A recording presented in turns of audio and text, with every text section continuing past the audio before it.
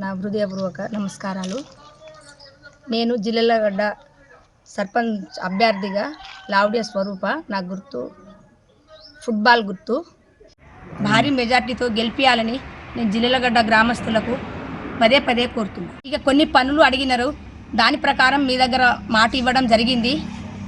నేను కంపల్సరీ అప్పుడు ఎట్లా మాటిస్తున్నానో ఇప్పుడు కూడా మాటిస్తున్నా, చేయిస్తా.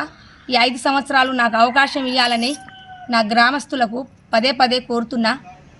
ఇప్పుడు తాగిచ్చి తినిపిస్తారు, మళ్ళీ తర్వాత ఆగం చేస్తారు, చేసిరు కూడా. అంటే నేను చూసిన, మీకు తెలుసు, నేను చెప్పవలసిన అవసరం లేదు. ఇంతకుముందు ఎట్లుండే, నేను సర్పంచ్ అయినాక ఎట్లుండే అంటే నేను మీ ఇళ్ళలోకి వచ్చినాక నేను ఎప్పుడైనా కూర్చుండి మాట్లాడినా, చేసినా, ఎంత ఆప్యాయతంగా మాట్లాడినా, అంటే నేను ఎవరి దగ్గర ఏ పంచాయతీలకు పోయినా, ఎక్కడ మాట్లాడినా, ఎక్కడ అంటే లోన్లని అదని ఇదని నేను ఏ జోలికి పోకుండా నా పని నేను సక్రమంగా చేసుకున్నా.